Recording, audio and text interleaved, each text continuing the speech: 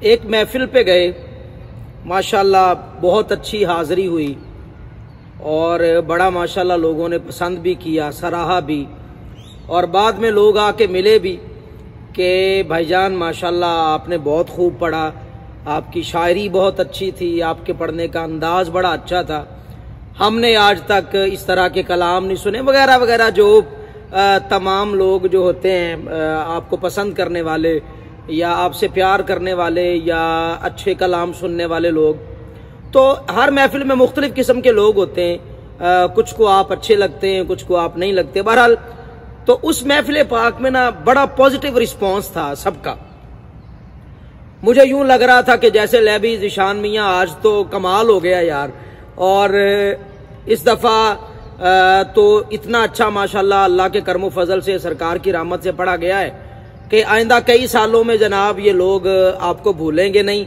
اور وہ جو ایک مان ہوتا ہے سرکار کی رحمت پہ، بندے کی کچھ محنت بھی ہوتی ہے، کوشش بھی ہوتی ہے۔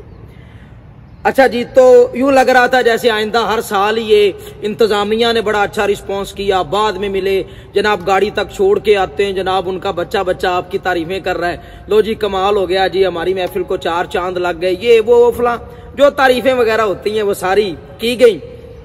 اچھا جی، اگلے سال جب محفل پاک کی باری آتی ہے تو پتہ چلتا ہے جناب کہ آپ اس محفل میں نہیں ہیں اور انہوں نے کوئی اور بندہ بلا لیا،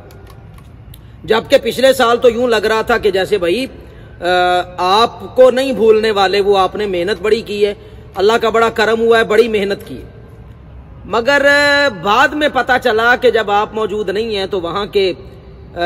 ویسے عادت تو ہماری نہیں ہے اور کسی کی بھی عادت نہیں ہونی چاہیے کہ کوئی بندہ پوچھے کہ بھائی مجھے کیوں نہیں بلایا۔ بہرحال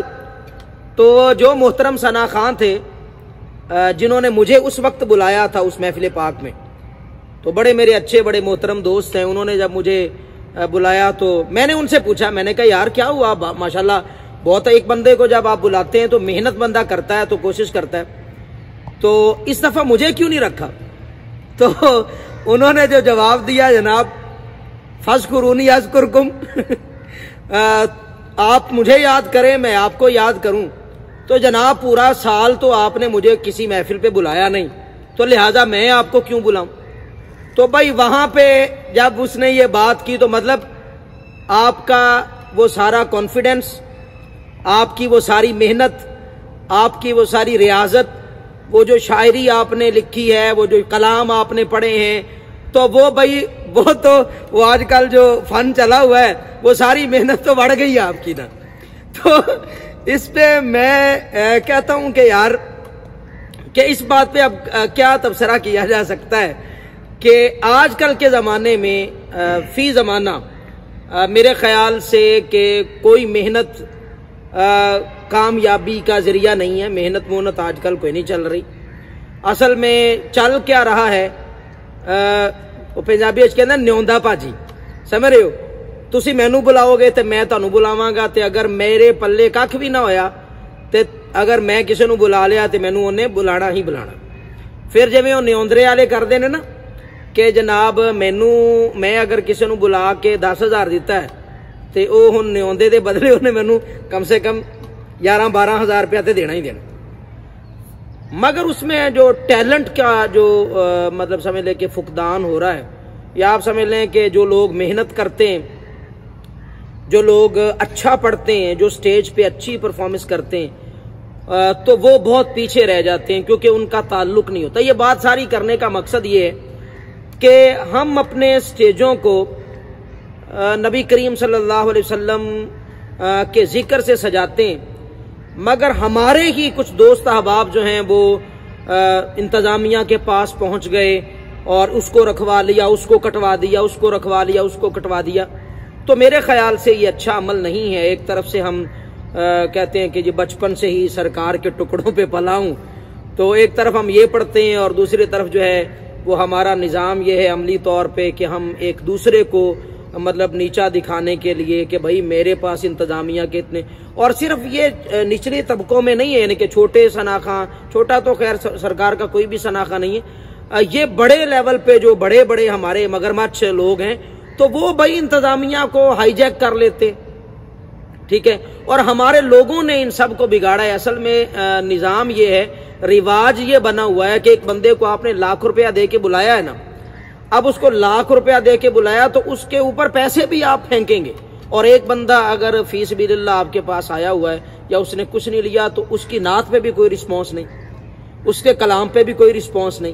کیونکہ اس نے پیسے نہیں لیے۔ آپ صحیح یقین، میں اب دکھ سے کہہ رہا ہوں کہ لوگوں کو رونا بھی اس بندے کی نعت پہ آتا ہے جس بندے نے، اب میں اس بات پہ ہنس رہا ہوں مگر مجھے رونا چاہیے کہ لوگوں کو سرور بھی اس بندے کی نعت پہ آ رہا ہے، رونا بھی اس بندے کی نعت پہ آ رہا ہوتا ہے جس نے لاکھ روپیہ لیا ہوتا ہے۔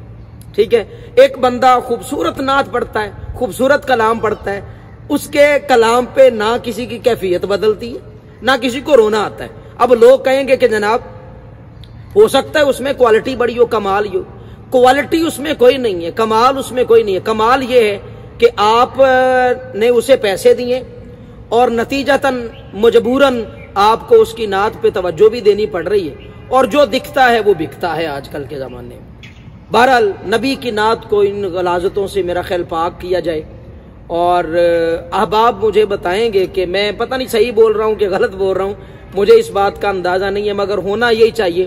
کہ اپنے سٹیجوں میں یہ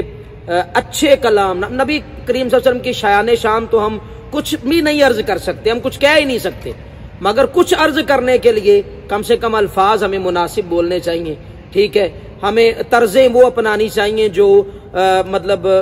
زیادہ وہ ورگل طرزیں نہیں ہونی چاہیے کہ آپ مطلب کچھ کلام ایسے ہیں، یقین جانے اب میں حیران ہو جائیں گے آپ اگر میں آپ کو بتانا شروع کر دوں کہ یہ کتنے کتنے گندے گانوں کی طرزوں پہ جو ہے نا وہ مولا علی سرکار کے قصیدے پڑھے گئے، اور جناب کتنے گندے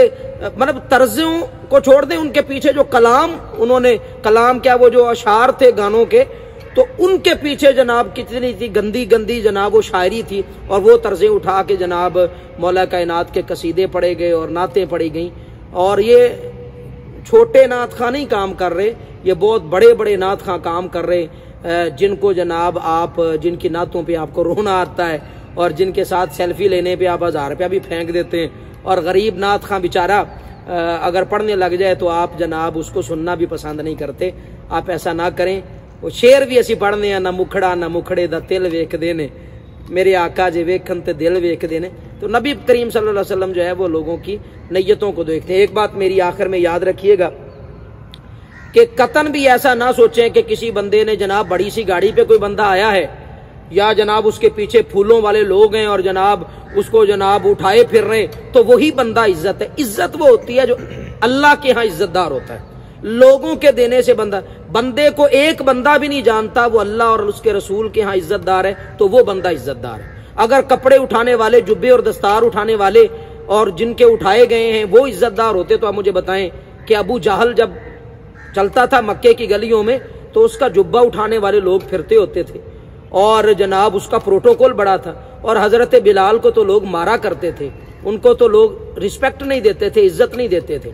اب آپ کے ہاں اگر لوگوں کے آگے پیچھے ہونے سے عزت ملتی ہے تو پھر میرے خیال سے آپ کے کلیے کے مطابق تو ابو جہل کی زیادہ عزت تھی، نعوذ باللہ استغفر اللہ۔ اور بھائی لوگوں کے آگے پیچھے ہونے سے عزت نہیں ملتی، بندہ اکیلا ہو، اکیلا بیٹھا ہو، اس کو کوئی بھی نہ جانتا ہو، اگر وہ اللہ اور اس کے رسول کے ہاں عزت والا ہے تو وہ عزت والا ہے۔ لوگوں کے پروٹوکول سے، ظاہری شان و شوکت سے گاڑی میں جناب آیا ہے، آگے پیچھے گارڈ ہیں جناب، یہ وہ فلاں، ہم کہتے ہیں یار بڑی عزت اللہ نے اس کو دی ہے۔ بھائی عزت اللہ نے اس کو نہیں دی، آپ نے دی ہوئی ہے، اور یہ پروٹوکول ہے اور جھوٹی نمائشیں ہیں، اس کے علاوہ اور کچھ بھی نہیں ہے۔ سیدنا عمر فاروق 23 لاکھ مربع میل کے فاتح، مگر اپنے ساتھ اس طرح کا پروٹوکول نہیں رکھتے تھے کیونکہ ان کو کسی کا خطرہ نہیں تھا، انہوں نے کسی کے ساتھ برا نہیں کیا تھا۔ کچھ لوگوں کو میری باتیں بری بھی لگے گی اور بڑے بڑے عجیب ان کے کمنٹس بھی ہوں گے، مگر بہرحال برداشت کر رہے ہیں، کوئی مسئلہ نہیں۔ اپنے سٹیج کو ان تمام تر چیزوں سے پاک کریں۔ اللہ مجھے اور آپ کو عمل کی توفیق عطا فرمائے۔ اللہ حافظ۔